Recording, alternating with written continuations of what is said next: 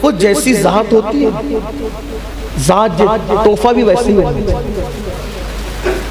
ایک مرتبہ حضرت امیر محترم ایک سفر میں مجھے ایک واقعہ سنا رہے تھے، انہوں نے مجھ سے کہا مالدار کون؟ میں نے کہا کون آپ بتائیں، تو کہا میں واقعہ تمہیں سناتا ہوں، وہ واقعہ میں بتاتا ہوں حضور قائد محترم نے جو مجھے بتایا۔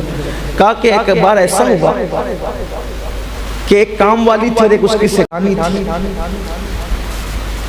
تو جب کام والی کو پتا چلا کہ سیٹھانی کے گھر شادی ہے تو وہ کپڑے کی دکان پہ گئی، اور کپڑے کی دکان پہ جانے کے بعد کپڑے والے سے کہا جو تیری دکان میں سب سے اچھی ساڑی ہے وہ دے، کیونکہ مجھے میری سیٹانی کو تحفہ دینا ہے، اور لے آئی، دے دی۔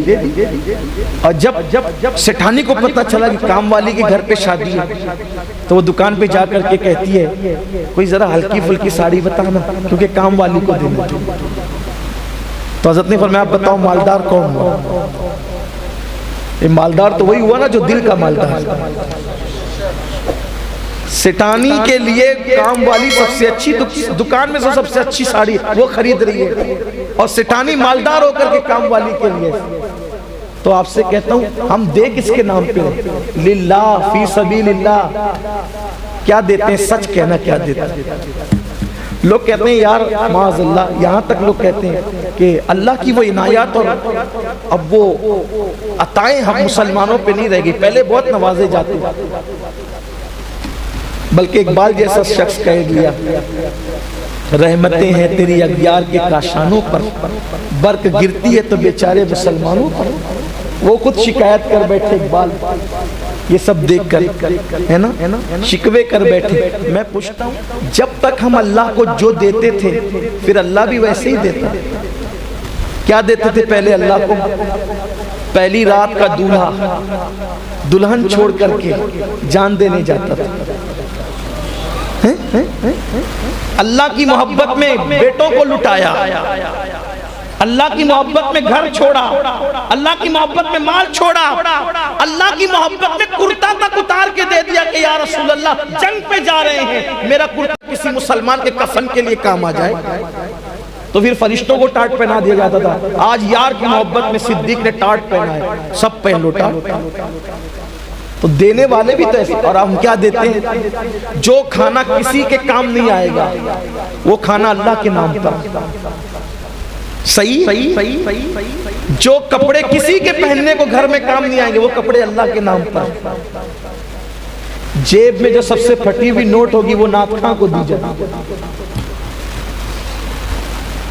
یہ صورتحال کم سے کم اتنا تو دیکھو، ایک بزرگ نے اپنے مرید، جب کسی کو ایک بندے کو مرید کیا بزرگ نے، تو مرید نے کہا حضرت نصیحت کر دو، مرید تو ہو گیا ہوں کچھ نصیحت کرو۔ تو آپ نے کہا بیٹا اپنے آپ کو کبھی اللہ سے بہتر مت سمجھنا۔ اس نے سوچا اوہو یہ کون سی نصیحت ہے؟ حضرت کوئی اللہ کو بہتر، اللہ سے اپنے آپ کو کوئی بہتر سمجھ سکتا ہے؟ فرمایا بعد میں سمجھ میں آئے گا، جا۔ لوگ بولتے نہیں ہیں لیکن عملی طور پر تو بہتر سمجھتے ہیں، بولنا اور ہے، نہیں بولتے، سمجھتے، ثابت ضرور کرتے اپنے آپ کو اللہ سے بہتر کہیں نہ کہیں ثابت کرتے۔ او حضرت یہ کیا بات ہے؟ کہا جا بھائی ابھی جا، تجھے بعد میں، ابھی پہلا دن ہے خانقاہ میں، تجھے بعد میں سمجھ میں آئے۔ دوسرے جو سینئر مرید تھے پرانے ان کو کہا بھائی اس کو کھانا کھلاؤ، اچھے اچھے کھانے چن دیے گئے، یہ وہ سب جو اچھے کھانے ہو سکتے تھے اس دور، ساتھ میں تھوڑی سی کڑی یا دال بھی تھی۔ ایک فقیر آیا، اللہ کے نام پہ کچھ دو بابا۔ اس نے دیکھا کیا دوں؟ تو جو سب اچھی ڈشیں تھی اس کو رہنے دیا، اور جو پتلی سی دال تھی وہ اٹھا کر کے فقیر کے ہاتھ میں تھما دی۔ پیر صاحب چلے آئے، کہا تھا نا اپنے آپ کو اللہ سے بہتر نہیں سمجھتا۔ حضور یہ میں نے کیا کیا؟ کہا دیکھ دو چیزیں، ایک تیری ذات، ایک اللہ کی ذات۔ مانگنے والے نے کیا بول کے مانگا؟ اللہ کے نام پر دو۔ حالانکہ فقہا نے اس پر گفتگو کی ہے، مگر چونکہ میں کسی کا قول نقل کر رہا ہوں، میں اس طرح مانگنے کی اجازت نہیں دے رہا۔ اس پر بڑی فقہا نے گفتگو کی کہ اللہ کے نام پہ مانگنا جائز ہے کہ ناجائز ہے، لیکن یہاں کوئی مانگنے والا فقیر نہیں ہے کہ میں اس کے سامنے مسئلہ بیان کروں۔ یہاں دینے والے لوگ بیٹھے رہے، مانگنے والے نے تو یہ مانگا نا اللہ کے نام پہ دو، کہ تو نے اپنی ذات کے لیے اچھا رکھا اور اللہ کے نام پہ تو نے وہ ڈال دی جو تجھے پسند نہ تھی، تو اب بتا کہ تو نے اپنی ذات پہ عملی طور پہ ترجیح دی کہ نہیں دی؟ یہ عملی ترجیح تو ہو رہی ہے، کیونکہ حدیث پاک ہے تمہارا دیا ہوا صدقہ فقیر کے ہاتھ میں بعد میں پہنچتا ہے، پہلے وہ اللہ کے دست قدرت میں پہنچتا ہے۔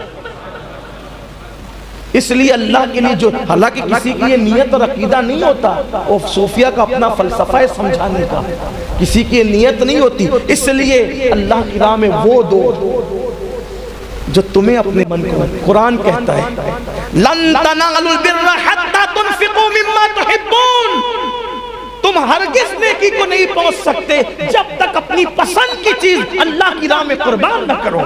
جب یہ آیت نازل ہوئی، ایک صحابی نے اپنا باغ اللہ کی راہ میں صدقہ کر دیا، حضور نے کہا تم نے ایسا کیوں کیا؟ کہا حضور اللہ نے آپ پر آیت نازل فرمائی نا کہ تم اپنی پسندیدہ چیز کو اللہ کی راہ میں جب تک قربان نہیں کرو گے نیکی کو نہیں پہنچ سکتے، تو وہ باغ ہی مجھے سب سے زیادہ پسند تھا، اس لیے میں نے اسی کو صدقہ کر دیا۔